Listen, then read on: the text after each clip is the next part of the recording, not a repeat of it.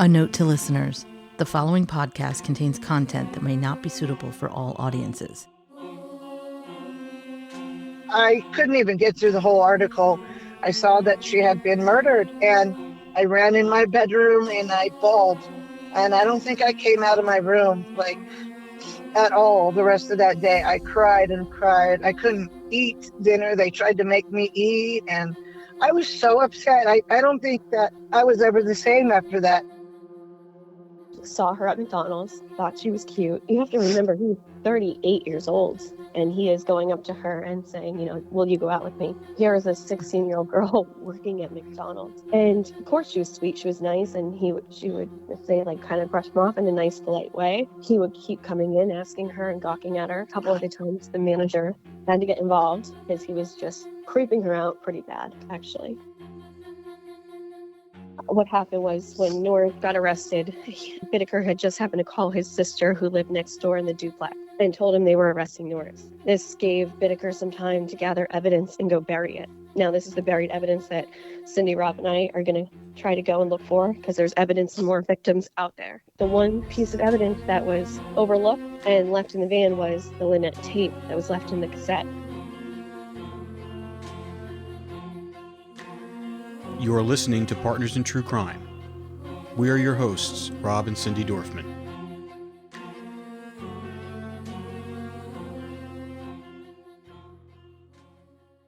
One of the reasons why Rob and I produce true crime shows is because we always want to keep the memory of the victims alive by giving them a voice. The sadistic killing spree of Lawrence Bittaker and Roy Norris ended with the tragic murder of 16-year-old Shirley Lynette Ledford on Halloween night in 1979. Lynette was a pretty teenager who worked part-time at a local fast food restaurant outside Los Angeles, California. In the summer of 1979, Lynette noticed that she had a regular customer. He was an older guy who asked her out and she would nervously laugh it off. But sometimes he came in and just stared at her, which made her really uncomfortable. But Lynette was kind and didn't want to cause trouble for the guy, so she was polite to him. What she didn't know was that this average-looking guy was Lawrence Bittaker, a psychotic killer who had become obsessed with her. Bittaker had been stalking Lynette for months. On Halloween night, 1979, Lynette was hitchhiking home from a party when Bittaker and Norris spotted her in front of a gas station. Lynette recognized Bittaker from the restaurant. He asked her, "Do you want to ride?" And she said, "Sure." She kind of knew him, so she was probably safer with him than with a complete stranger, right? I mean, at 16, if I had ever hitchhiked, I probably would have thought the same thing.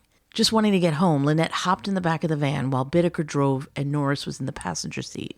Bittaker offered Lynette marijuana, which she refused. When Lynette told Bittaker how to get to her house, he ignored her. Instead, he drove down a secluded street and turned off the van.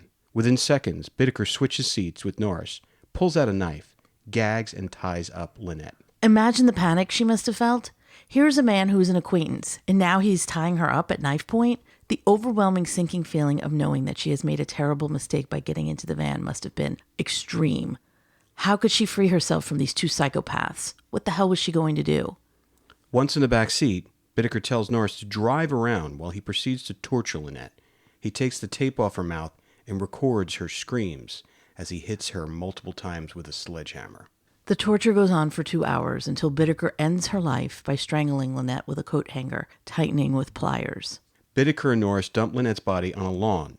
She is found the next day by a jogger. The audio tape of Lynette's torture is later discovered by police and is used in the trial to convict Bittaker and Norris. The tape is deeply disturbing and should never be listened to. No one deserves to be tortured the way Lynette was. When killers take the life of an innocent victim, there is a ripple effect, and the world suffers. At 16, Lynette was already changing the lives of those around her for the better. Imagine what could have happened if she had survived. Today we have a special guest who was only 11 when Lynette was murdered, and she's going to share her story. Okay, so we're back, and we have Laura Brand, and we have Lynette Shire. And what's unique about Lynette Shire is that she was really good. She was friends with Lynette Ledford. And Lynette Ledford was one of Lawrence Bittaker and Roy Norris's victims. And we spoke a little bit about her. We spoke a lot about her, I should say. And she was the one that was found in the ivy in, I think, Shadow Hills. Is that correct, Laura? No, it was Sunland. Sunland, which Sunland. is right next to Shadow Yeah. Hills. That's I always get those two Yeah. confused. And just to clarify, Laura, is she the one with the recording? Yes, she is. She is. Okay, so And that recording we're not going to play on this podcast. never. No, never. Never. All right. So, Lynette, it's interesting how you guys both have the same first name. Can you tell us a little bit about yourself and then also tell us how you met Lynette Ledford and tell us what you know about her and what kind of person she was? Yeah, so, well, my name's Lynette, obviously, so it's a very interesting name. And, really, Shadow Hills, Sunland, and Tahunga, it's so tiny and so close. It's literally walking distance between the places, We would walk a lot around there. She worked at the McDonald's in town on Foothill Boulevard. And I was 11, actually, a few years younger than her. And I had never met a person with the name Lynette before. And I always hated my name, and I was an awkward kid. And I went to McDonald's with my family once, and I saw her name badge. She used the name Lynette. Her real first name was Shirley, but she used the name Lynette. And so she had her name badge as Lynette.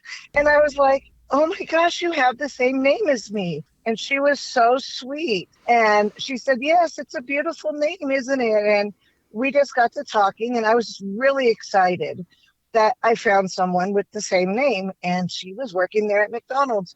And she began talking to me, and she was just really sweet. She gave me a free ice cream cone.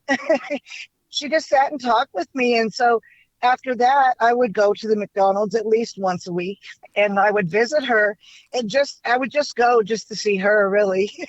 I would walk over to the McDonald's and sit, and she would take time out and talk with me, and she would sit and eat with me, and she was just so kind.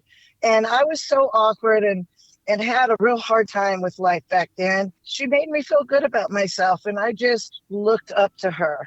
She was a wonderful, wonderful, sweet person. How old were you when you met her? I was 11, and she was, well, when I met her, she was like 15, maybe almost 16. I had met her I think I had met her just after, well, it might have been after she turned 16. I was 11, almost 12, I think.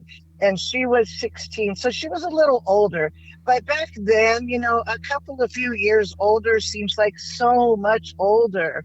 And so I really wanted to be like her when I grew up, Yeah, that's really Even though she sweet. was young. Because you were probably in that awkward stage, like 11 and 12 was always difficult for girls. Most of us went through a lot during those times. So to have like an older sister or an older friend to kind of look up to must have been really nice for you. Oh, it was. And, not to say anything bad, I love my older sister. I do have an older sister and a younger sister. My older sister was really mean to me back then. So I really didn't have an older sister to look up to at the time. So yeah, she was like this older sister and this friend, she was so kind to me. We would talk about things. She loved horses. I loved horses. In fact, just after she had died, it devastated me so much that my father bought me a horse for my 12th birthday. So finally, I'd been begging for years for a horse, and I was really just devastated over that. And so he did finally buy me a horse. You were devastated about Lynette's passing, or is that why he bought the horse? I was. Okay, let's not jump to that yet. Hold on one second. Yeah. Before we get to that, I think it's really interesting that she was so kind that to take the time to talk to an 11-year-old. That says a lot about her personality for a teenager to like sit down and make the time to talk to you. She sounds like she had a very empathetic soul. Yeah. She did. To take your lunch break with a little girl and to really, she took you under her wing. That speaks a lot of her character. It does. Did she? Yeah, and we talked about a lot of things, about I still liked stuffed animals, and I was embarrassed about it, but she said that she still had stuffed animals and she loved them, and just things like that. She wanted to be a teacher. She loved kids, she loved to teach, and she just spent a lot of time with me, which was, at that time, it meant so much to me, Well, that makes really sense did. that she wanted to be a teacher then, because she was probably had that natural affinity for younger kids and wanted to kind of take care of you. That's nice. Yeah. Did she say anything about her life, or if she had siblings or her family or friends or anything like that? She just mostly talked about her, wanting to be a teacher. She talked about the things that I liked, and that I thought was really neat. She didn't really tell me a whole lot about her family life or any of that stuff, other than when I told her, that I had sisters. She told me she had a brother. She didn't talk about a lot of that stuff. She more kind of made it about me, which I thought was really awesome. She was always interested in what I had to say and listened. And I didn't have anyone in my life who would listen to me, adults, it was like, I'd start talking and they'd be like, okay, go in your room and play, Mm-hmm. So I didn't have anyone to listen to me. And she would actually sit down and be interested in what I had to say. And so she always kind of made it about me, which was very, very important to me at that time, very special. So I did not really learn a lot about her family life or anything. I did learn that she wanted to be a teacher. I did learn that she loved horses and animals and things like I did, and just things like that. She loved being outdoors like I did, and just things like that. I think she just kind of loved everything that I loved. So she was reiterating on those types of things, Yeah, I think that's, amazing how sometimes the universe brings these angels into our life when we need them. Yes. And it sounded like she fulfilled that role for you at that age, which it's not easy to find people like that. No. So. And she was very special to me. And it was a very important person in my life at that time. I really needed someone like that. And I just feel God sent her to me, Yeah. I really do. How long did you know her before she passed?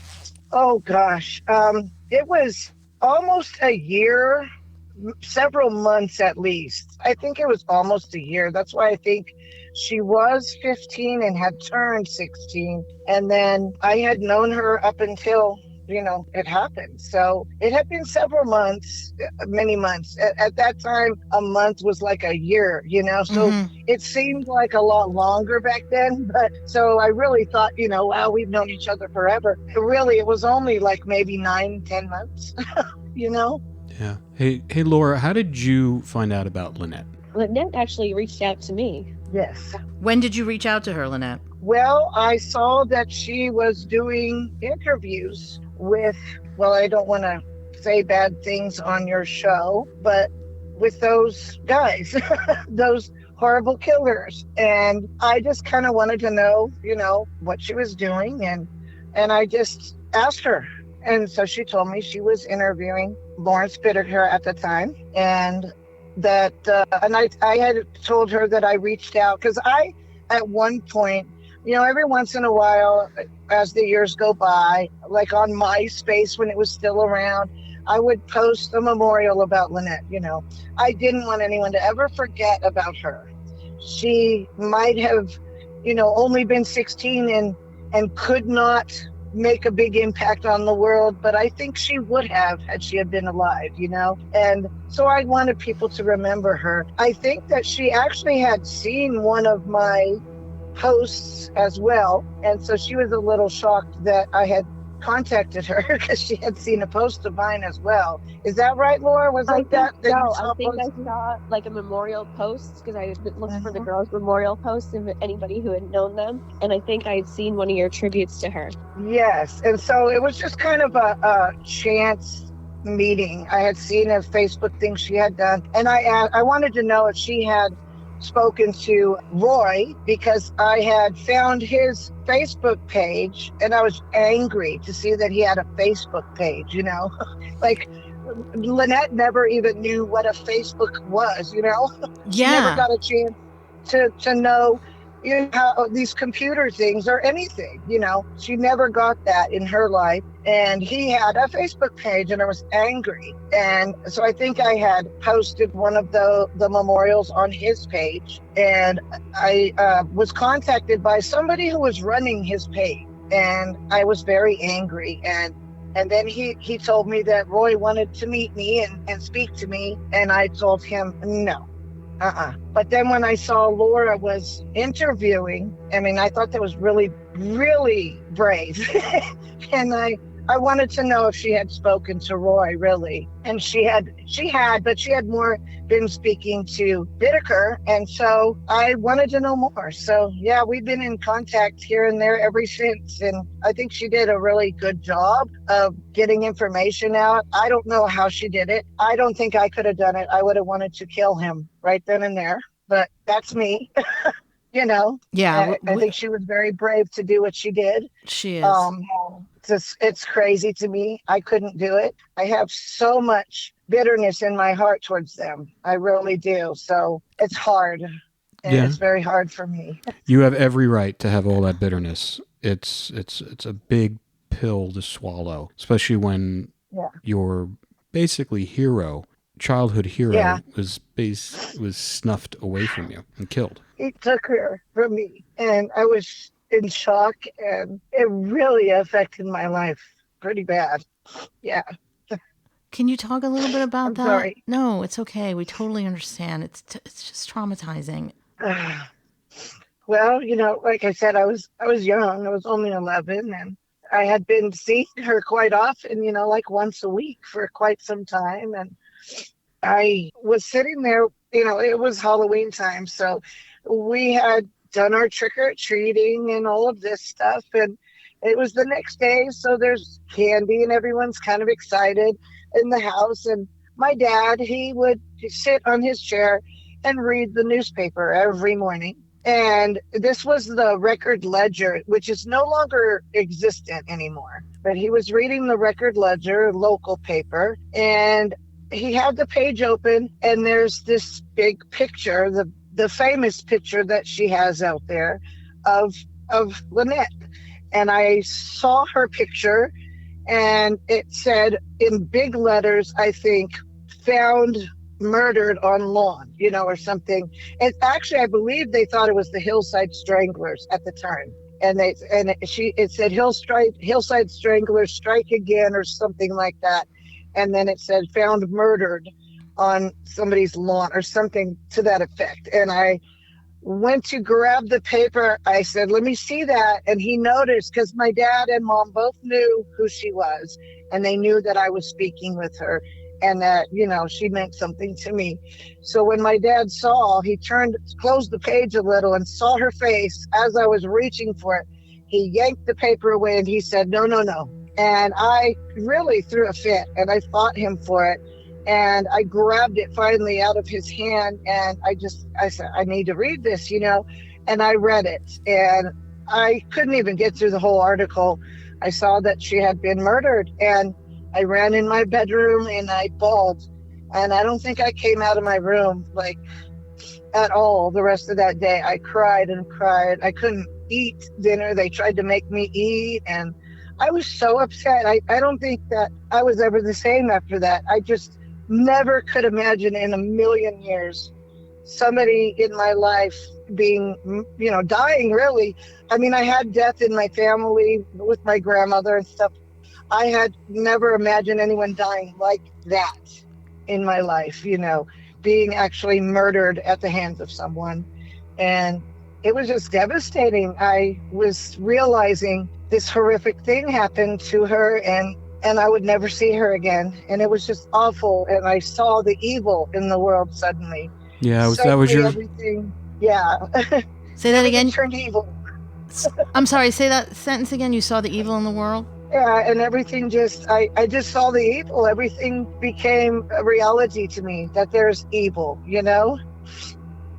It was awful. It was really awful. It's a horrible way to have that loss of illusion. We all have it when we're children.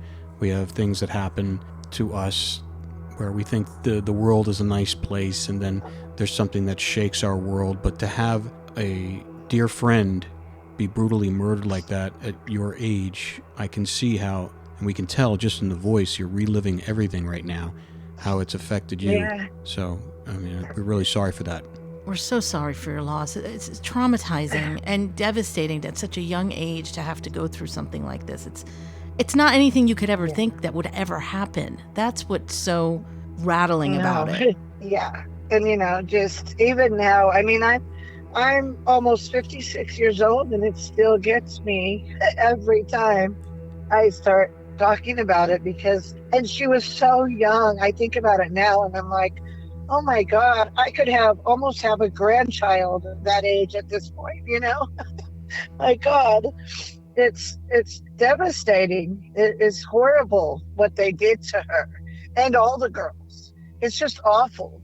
But yeah, losing my friend like that, it brings it all back up every time I talk about it. The pain that I went through. I was not okay for months after that. I wasn't. And then I actually started acting out myself because I had other things in my life going on, and my parents were not getting along. They ended up separating by the time I was 13. And, things were not the same after that for me at all. It really was a turning point in my life. It really was. Hey, Laura, you speak to a lot of these friends of these victims, and you can relate to this completely because of your cousin. What kind of information can you offer these victims' families? Because you talk to them all the time. I don't even know what to say. I'm having flashbacks as you're talking, Lynette, to my own experience. I'm sorry, Laura. No, it's okay. I feel your pain on a visceral level. Yeah, I didn't eat for 2 weeks. I didn't eat solid food for 2 weeks. The same way. I couldn't get out of bed. I couldn't eat. To the point you get physically sick. You're in such, emotional pain dealing with this, and it's horrific. I had just turned 27. I can't imagine being 11 and having to deal with this. And yours was so much worse. These were 2 sadistic serial killers, and she was found brutalized. So I can't even fathom, going through what you did at that age. Yeah. And I wanted to go to the trials, because I tried to learn as much as I could afterwards. And of course, I'm too young. I'm not going to be able to get in there, And my parents were like, no. But the news reports, you've seen probably just the excerpts from the news, and you can hear even slightly her screams. And I knew that it was her tape. I always felt like it was her that made sure to hide that tape, made sure they did not get to dispose of that tape so that she could get justice. I always felt that way, that it was Lynette that basically saved them all, put these guys behind bars, It was her tape. It was her crying out to the universe, That's how I always felt about it. But I heard that. I was still young, and I heard the news reports, and it would just hit me again, and I'd cry. And yeah, it's awful, isn't it, Laura? It's beyond. It's the worst pain imaginable, and it's something I hope nobody ever has to encounter, because it really is. It's beyond, and that's kind of why I do the work I do. I don't want anybody else in this world to have to go through what you've gone through, what I've gone through, because it's really hard. It is. It is hard. And the only reason I'm even doing this is because, everyone always focuses on the killers. No one really ever gives the victims a voice. And I want people to know she was such a kind, beautiful person. She was beautiful, and she was so kind to take her time out at 16 years old to make a little 11-year-old girl feel good about herself. It was just so much to me, We talked about everything, gymnastics and horses and animals and stuffed animals and dragonflies and, just everything. And she was so special, and they snuffed her out of the world. They took such a wonderful soul out of this world. It's just awful. Did you have any contact with her family afterwards? I wasn't allowed to. My parents were so very strict, especially after that. And I could not even hardly play outside anymore. they kept me real close. I wasn't allowed to do a lot. So I wasn't able to even, and I wouldn't even have known how to try to find them at 11, or 12 years old even. I would not have known how to look for her family. And you don't get a lot of answers when you're that young. You can ask, but nobody's going to tell you. So no, I did not. And I had no idea how to. I wish I would have. I would have loved to have spoken to them and let them know just what she did for me. I'm sure they would have loved to have heard that. I have tried to contact her brother, but I'm really not sure that I'm even contacting the right person. There are a few of them out there, and I've tried and I cannot get an answer back. So, he may not want to talk, about it, which I understand completely. I don't want to push him. I don't want to push anyone into talking about something this painful, really. But yeah, I wish I could have, met her mother and told her what she did for me, and met her little brother and told him what she did for me too, because I understand that she was very close with him, and she was just like that with him too. So I would have loved for them to know just how kind she was, even outside of the family, to a stranger. Yeah, that's a really special person to do something like that for a little girl at 16. 16-year-olds are mostly self-absorbed and selfish and not really paying attention to anyone but themselves. I mean, I know when I was a teenager, my sister was 11.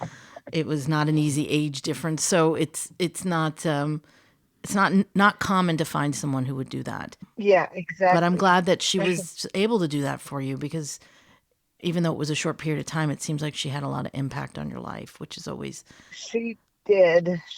And I think of her often, and I'm so sad. In a way, I'm so sad that she isn't here, at this time. But in another way, there's so much evil now as well. I'm kind of glad she's not here right now because it's really bad and evil these days. She was a wonderful, wonderful girl, and I know she's in the hands of God right now, and she's fine and okay. And I know that she made that tape stay in that cassette and hid that from them and made him forget. I know she did that. Laura, for people that don't really know about the tape, can you just explain a little bit what Lynette is talking about? Yeah. And I just want to clarify to the audience, no one should listen to this tape.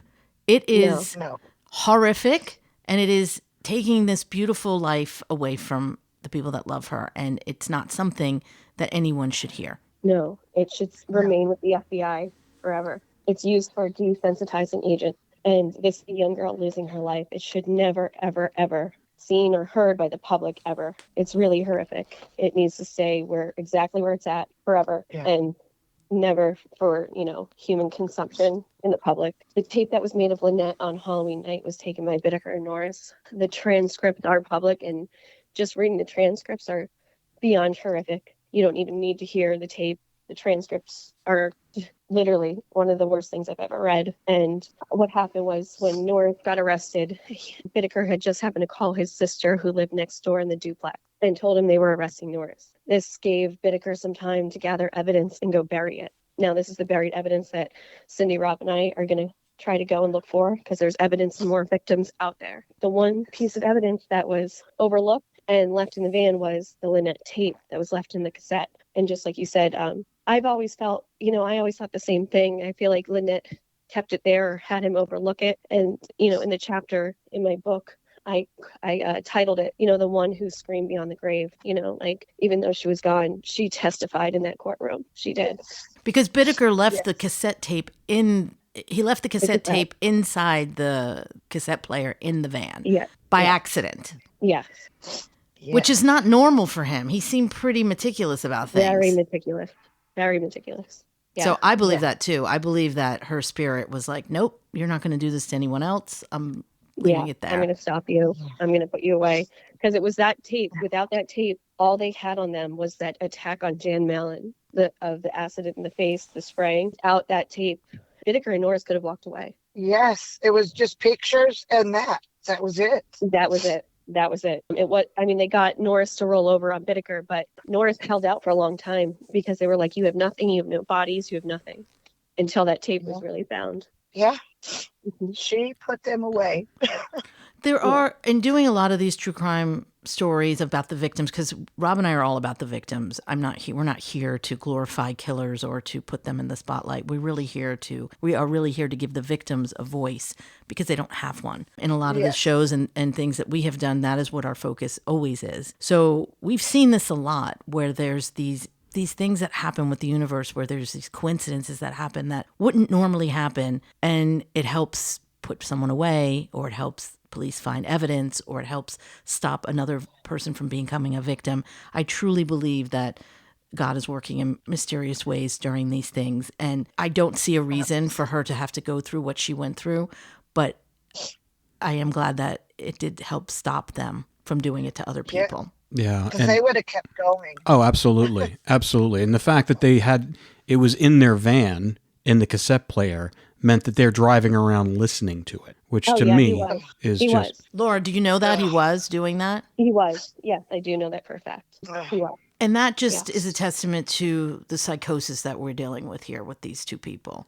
To tell you what they were planning with the next victims is he had gotten the chemicals and the acid. They were already trying this out, with Dina's cats, and he had sprayed Jan Mallon with the chemicals. What they were planning to do with the next victims, and this is what Lynette helped stop, was they were going to burn out the eyeballs and the eardrums of the next victims with chemicals, teenage girls. Oh, God. And it's like so innocent. Here's this girl working at McDonald's as a teenager. She wants to be a teacher. She's just going to work, and he was stalking her at McDonald's. Is that correct? Yeah. Yeah. He was stalking her at her job, too. Yeah. Yeah, but she worked at McDonald's. Yeah. They had everybody from McDonald's come testify because Bittaker would just go in and gawk at her and kept asking her out right at McDonald's. And that's the thing. Yeah. When you're a teenager, that happens all the time. I mean, growing up as a teenager. She was so sweet. You don't. She was so sweet. She would have smiled at him and kind of blew him off in a nice way. That's how she was. That's how they described it. Yeah. Yeah. That's exactly what she did. She was smart, but sweet, kind of thing. Like, yeah, you're funny, here you go. Here's your food. And she would have walked away, smiled at him, but yeah, like, no way, creepo. Yeah. But been nice, Hey, Laura, can you tell us a little bit about your conversations with Bittaker regarding Lynette and why he chose her? Yes. It had just been he saw her at McDonald's, thought she was cute. You have to remember, he's 38 years old, and he is going up to her and saying, will you go out with me? Here is a 16-year-old girl working at McDonald's. And of course she was sweet, she was nice, and she would say, like, kind of brush him off in a nice, polite way. He would keep coming in, asking her and gawking at her. A couple of the times the manager had to get involved because he was just creeping her out pretty bad, actually. And then what did Bittaker tell you, other than just that she was cute? Did he tell you, was there anything that he noticed about her that made her vulnerable? It's almost like he's prowling around like a predator in the Serengeti looking for the weakest, meekest victim. Yeah, well, for him and Norris especially, like, what they would do is it would be if they were attracted to her. If they were attracted to a girl, they would typically, like, especially when they got them in the van, they would give a signal they wanted her. So it's weird. It sounds so crazy. If they found a girl attractive, she was good enough to be a victim in their psychosis. Yeah. Good Lord.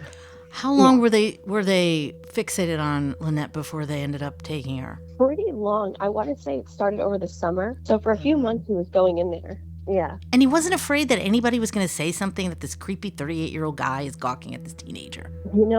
I wonder that too, because he had all those teenage girls over at the motel too when he was 38, and like nobody's really saying anything. I don't know. I mean, but again, you're talking about 1979, in Los Angeles. Yeah. Yeah, it was a different time. I mean, really, in the 70s. Was. And a lot of these teenagers, and even me at 11, like on our street even, we all played and hung out together from ages 5 all the way up to 35. We would all kind of hang out together. So it wasn't a strange thing to have an older person partying with a teenager. It just wasn't. It wasn't strange back then. But of course, we didn't think about that kind of horrific, stuff happening. But it wasn't odd in the 70s. It wasn't. Yeah, no.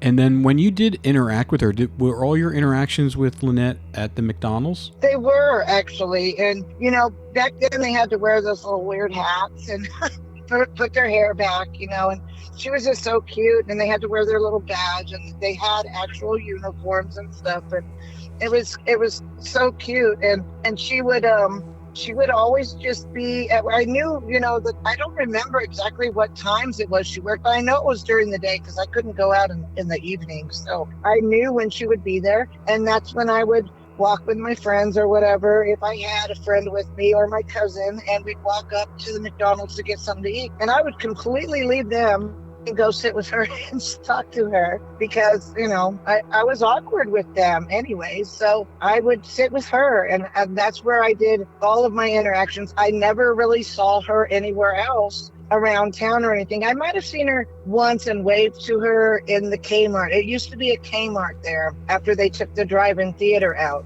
right behind the McDonald's. It was a drive-in theater, and then out when I was really little, and they put a Kmart there. And I might have seen her in the Kmart because everybody went to that Kmart. It's a small town, so there was like one Kmart, one McDonald's, really tiny place. And so I might have seen her and waved at her there once or twice, but I didn't really interact with her outside of McDonald's, no. So theoretically, you could have been there when Bittaker and Norris were scoping her out. I probably was, actually. I do remember the van kind of driving around on Foothill Boulevard, not on the other streets, though. I remember the van, though, because we didn't have a whole lot of vans there. Everybody had the Toyota trucks where they take it off the other letters and it would say toy, and or motorcycles, dirt bikes, or the buggies, the dune buggies. Yeah, they had the dune buggies, but really nobody had a van. So I do kind of remember a strange van around sometimes, and that was weird, but I just never imagined something like that, so I really didn't think about that at the time. But yeah, I think that van had been driving around and had been parked in the parking lot several times. So he must have been there. I just didn't really pay attention to anybody but her. She just amazed me so much when I was there. All I did was focus on her. I watched her work. I smiled. She'd bring me things, and talk to me. And she just amazed me. She was so sweet and so kind to me. And it meant a lot. And I was in awe of her, That's great. That's awesome. It was a great. I had always wondered if you had crossed paths with Bittaker and Norris and maybe never even knew. I probably did. I just don't know. Yeah. I do remember a van. I don't know for sure, but I do remember a van. And that was odd in the town. How did after her death and the trial, how did you cope with that? Oh, goodness gracious. It wasn't easy. I have to say that as I got into my teenage years, I did start to drown my thoughts and sorrows and things into drugs and alcohol for a while, which is really bad. It's really bad. I went through a period of time where my parents were divorcing. I didn't have a lot of friends, or everybody knew everybody and everybody hung out, but I didn't really have any close friends, I was miserable in my life, and her death just about tore me up. And I just thought, forget it. And I started, some of these older teenagers, they would always bring like pot or something, and here, try this. And they'd giggle. And eventually one day I did try it. I was probably 13. And, that it was weird. And I was scared, it felt weird. And then I just kind of kept going from there because it made me not think about it, and for a long time I did that until I don't know if you know anything about me in this manner, but when I was 18 years old, I was struck by a drunk driver. I was on the back of my son's father's motorcycle. I was struck by him going 86 miles an hour head on, and I was torn apart and almost died. Wow. He tore my leg off and split my pelvis in half. And they didn't think I was going to live, a lot of injuries. And I was in the hospital for 3 months. And that kind of woke me up and brought me out of that drug craze that I was in for all those years. So honestly, I just threw myself into forgetting in drugs and alcohol. And it was horrible. I am so glad I don't do that anymore. I just went into this diving into the worst thing you can think of, just didn't want to care anymore, and that, I don't know why I did that. I just did.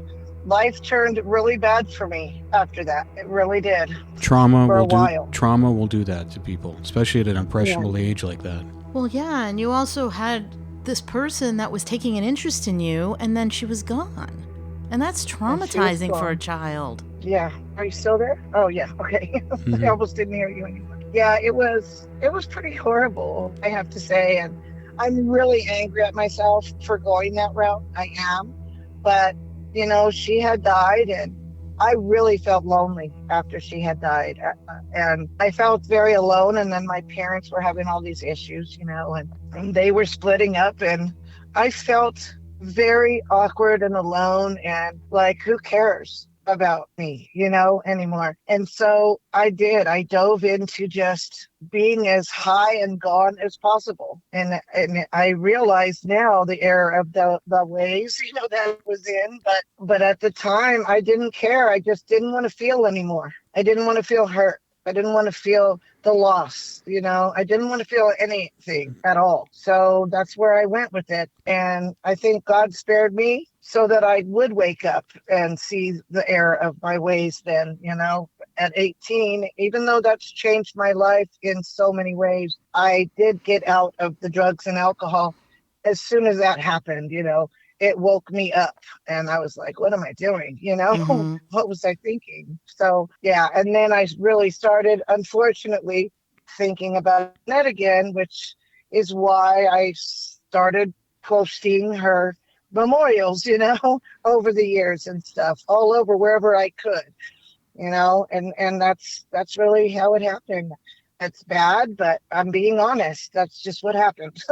Yeah. No, well, listen, these trauma events do affect our lives, and they stay with us for a long period of time. And it sounds like the way you handled it after your tragic accident in dealing with drugs and alcohol, you found a way back to Lynette, and honoring her gave you Yeah. the impetus to celebrate your own life in a way. Yes, it really, it really snapped me out of, 7 years of just losing her and then having other bad things happen and drowning myself in alcohol mostly, and drugs when I could find them, which was all the time out there, let me tell you. Yeah. And I came out of it and began thinking again and thinking about her. I really thought, wow, she would be so disappointed in me. I really need to honor her. I haven't thought about her much in a few years now, and I need to start remembering her and making other people remember her. And the internet, even though I don't really like the internet and what it's doing to people, in a way, it's a great thing as well, because it does get that out there to everyone. And so I'm able to bring that. And then, of course, Laura is now able, and you guys are able to bring her back to life. And it's lovely. And I thank you all for doing this. Well, we thank you do. because you gave us a perspective that we've never heard. But we knew she was a good girl. We knew she was a nice person. But you've illuminated her personality for everyone to understand how great she really was, and how the potential was robbed from her to contribute to this world in a positive way. Yeah, the world lost a beautiful person. Yeah. Well, Thank you so much for sharing your story with us, Lynette. It really inspires people to hear these things, because, Laura's worked so hard to try to get inside the minds of these killers so we can come up with a solution on how to stop them from doing these horrific crimes. And by hearing these stories, people need to remember humanity. The world has become a very dangerous place, and I think we've all kind of forgotten that we're all connected and we're all human and we all go through things. And if there's one person that makes a difference in your life, pay attention to them, respect them, respect each other. It's been a hard couple of years for all of us. And I think everybody. When we hear these stories, it's, true crime stories, we always hear all these horrible things, but behind it is always the victim and the people that are left behind. And we need to remember those people like yourself. And we need to find the 2 girls that are still missing. It's like Laura I'm so happy that she's trying to find them because, that people give up. Yes. They can't find them. They give up. We deal with it every left. day. We deal with it every day. There's a lot of victims out there. And if we can just find these 2 girls and we can kind of create a system for doing that, hopefully it can help other families do the same thing, because there's too many people that are missing, and these families and have hope. Exactly. Yes. But thank you so much for coming on and sharing your feelings and your emotions about Lynette, and we really appreciate your time, and all we can do is say a prayer for Lynette, but you honored her the best way you could. Thank you for having me and giving me this opportunity. You're welcome. Thank you, you, Laura. Of course. I'm gonna ask one last final question. Is there anything you want to say to the viewers on top of everything we've talked about? Oh, goodness. Just love people. And like he said, cherish the people who mean something to you, and take time out and stop being selfish, everyone, because you never know when you're going to lose someone and never see them again. And it's important that we all pay attention to each other, because we're all special in our own way. And if we pay attention, then, maybe we can heal. Everyone can heal. We can all be together again. It's important. We're all connected. You're right. We are all connected. It's a great place to end it. And all right, Lynette, listen, you go have a good day. Thank you for your time. And thank you for sharing. It's not easy to talk about these things, and we really do appreciate it. Well, thank you guys very much, and God bless all of you. God bless you too. God bless you. Please visit our website where you can subscribe to the podcast, find show notes, and check out extra content from all of our podcasts. All rights reserved. This has been a production of 722 Media Content.